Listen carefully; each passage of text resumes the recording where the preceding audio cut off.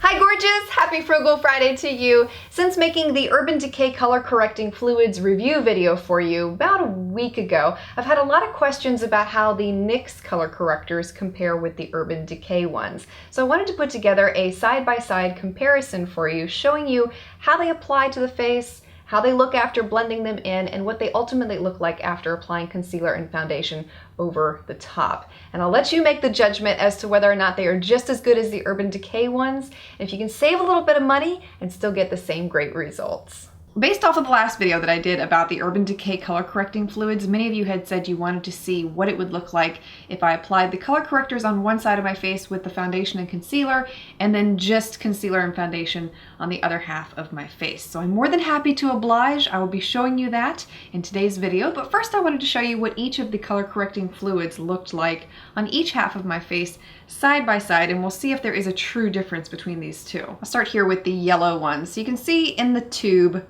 not a real difference between the two, pretty similar to one another. And when I swatch them side by side, this is the Urban Decay one, this is the NYX one. You can see that the NYX one is a different shade of yellow, but the consistency between both of these is the same. And so I'll apply the yellow under my eyes. We'll start off with NYX on this half of my face.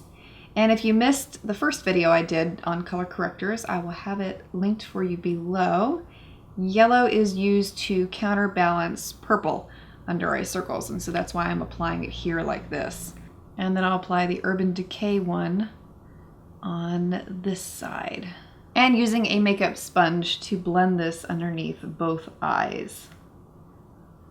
I'm still trying to figure out where I got this sponge. I believe it was Walgreens, but as soon as I'm able to figure it out, I will let you know. But I love it. It was actually supposed to be in the Battle of the Beauty Blenders video that I did.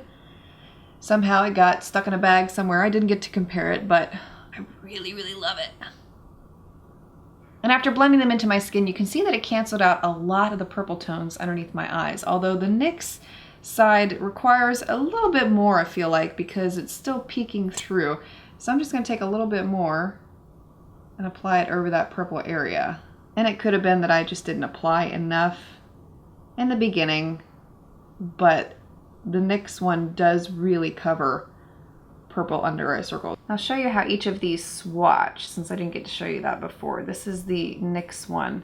You can see it's very creamy and pigmented, real easy to apply. And this is the Urban Decay one. You can see that one is very pigmented. It has a little bit of a creamier formula compared to the NYX one, but the NYX one is still pretty great. So I'll apply the NYX one on this half of my face, over all the areas where I'm red. Even though sometimes you feel like you just want to cover your whole face, am I right? I'm red everywhere. And we'll apply the Urban Decay on this side. And take my handy sponge and blend it in. And I am going to use a different side of the sponge each time I blend this in so that I'm not mixing the products together.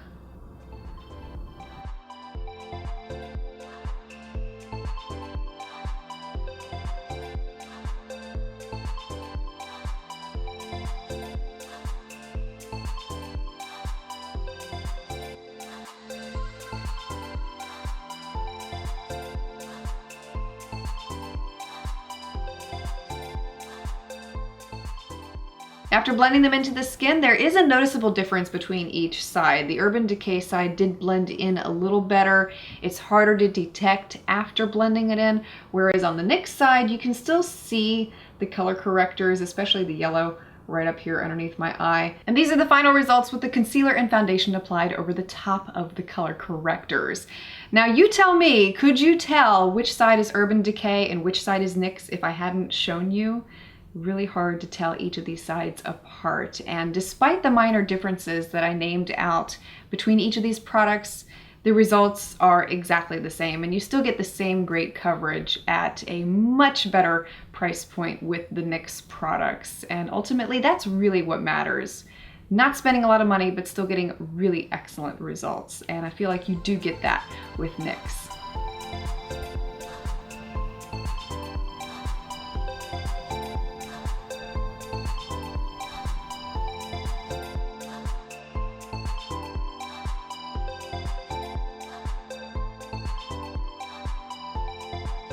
Now I've had and used the NYX HD Color Correctors for well over a year now, and I've never had an issue with them breaking through the foundation or concealer by the end of the day. So I'm very happy to tell you that they are excellent quality, and despite the minor differences that I mentioned throughout the application demo, I do feel like these two products are highly comparable to one another and at very different ends of the price spectrum. So if you're looking to save a little bit of money, but you still want those really beautiful, flawless results, I guarantee you will not be disappointed in the NYX products. If you've tried them, let me know your thoughts. I would love to hear what you think about color correctors in general and what your favorites are. If you enjoyed today's video, please give it a thumbs up. Don't forget to subscribe for more Frugal Fridays, and I look forward to seeing you again next week. Have a great weekend.